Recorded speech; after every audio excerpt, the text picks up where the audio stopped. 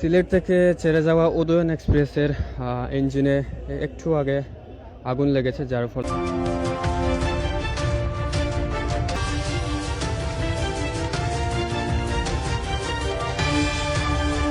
সিলেট থেকে চট্টগ্রামগামী একটি চলন্ত ট্রেনে আগুন লাগার ঘটনা ঘটেছে।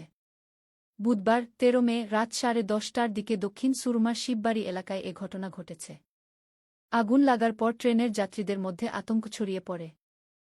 ইঞ্জিনে একটু আগে আগুন লেগেছে, যার ফলে পুরো ট্রেনের যাত্রীরা আতঙ্কে রয়েছেন। সিলেট স্টেশন থেকে ছেড়ে আসে আনুমানিক রাত 10টা থেকে ছেড়ে আসে উদয়ন এক্সপ্রেস এবং সিলেট থেকে কিছু দূর আসার পর ট্রেনের ইঞ্জিনে কোনো ত্রুটি দেখা দেয় বা কেউ কেউ বলছেন, অনেকেই বলছেন যে হয়তো ইঞ্জিনে আগুন লেগেছে। পুরো যাত্রীরা কিন্তু এই মুহূর্তে আতঙ্কে রয়েছেন। ট্রেনের পুরো যাত্রী নেমে গিয়েছেন। বড় ধরনের কোনো দুর্ঘটনা ঘটেনি আলহামদুলিল্লাহ। ছোটোখাটো কোনো সমস্যা হয়তো ছিল ট্রেনে, যার কারণে ইমিডিয়েটলি ইমার্জেন্সি ট্রেনটি ব্রেক করার পর তারা সমস্যাটি সমাধান হয়েছে এবং আলহামদুলিল্লাহ ট্রেনটি আবার ঢাকার উদ্দেশ্যে রওনা করবে।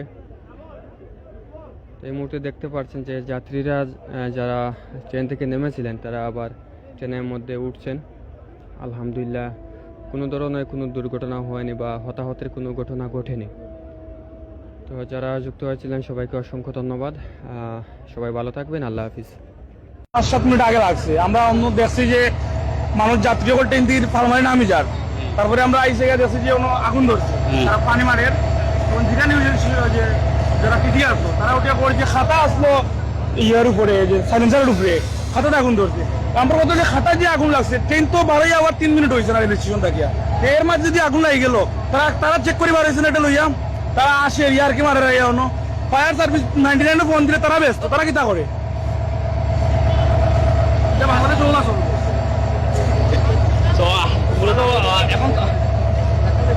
তারা ইঞ্জিনও আগুন লাগছে, তারা কইতে পারে না। যদি করে লাগতো এখন তারা কিতা করলো নি, করতেই বকে জুটিয়ে গেল, তারা কইতে পারতো না।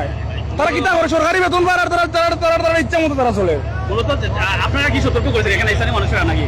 তারারে ওই যে সামনে সিগন্যাল আছে শিববাড়ি বাজারও সিগন্যাল দেওয়া হয়েছে।